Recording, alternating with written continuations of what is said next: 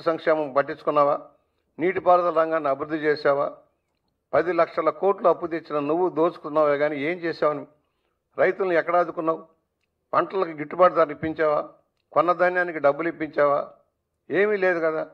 సంక్షేమం మేము ముసుగులో దోపిడీ చేసావు.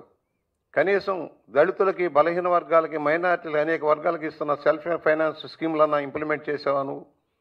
అన్ని రంగాల్ని భ్రష్టు పట్టించావు. ఇవాళ అర్జెంటుగా అధికారంలోకి రావటం కోసం నీ రౌడీ మూకల్ని ఎంటేసుకొని కార్యక్రమాలు చేస్తున్నావు. నీ ఆటలు సాగనీయం. ఇక ఇదే విధానం కొనసాగితే రాబోయే రోజుల్లో నేను ఎక్కడ కట్టడి చేయాలో, ఎలా చేయాలో మాకు తెలుసు. నువ్వు నేను వస్తాను, అందరి తలలో తీస్తానంటే నీ తల ఎందుకు తీయకూడదని మేము ప్రశ్నిస్తా ఉన్నాం. ఇదే విధంగా తలలు నరుకుతాము, మా ఇష్టారాజ్యం వ్యవహారం చేస్తామంటే సాగేది కాదు. నీ ఆటలు సాగని జగన్మోహన్ రెడ్డి.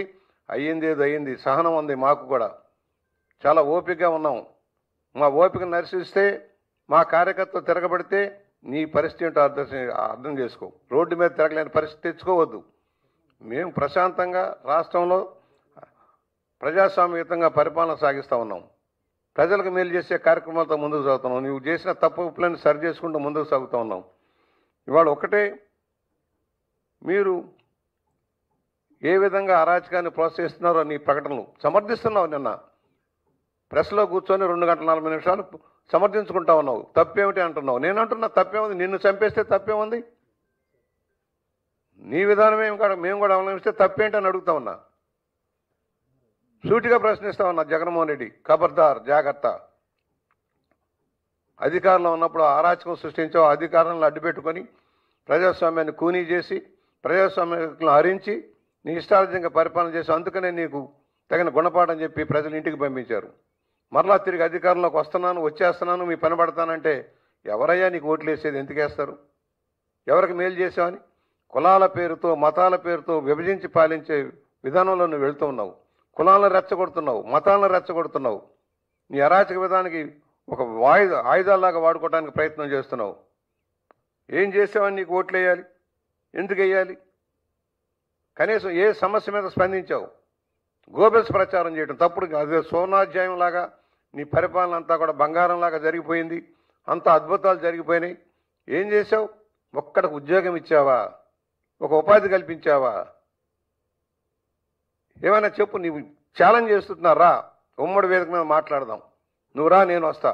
నువ్వు 5 ఏళ్లలో నువ్వు చేసినదో చెప్పు. నీకు దన్నుంటే చెప్పు, నేను వస్తాం. నువ్వేం చేయలేదో మేము చెబుతాం. కనీసం చెప్పుకోవడానికి ఏం మిగిల్చుకున్నావు నువ్వు? 151 మంది అధికారం ఇస్తే అరాచక పాలన సాగించావు.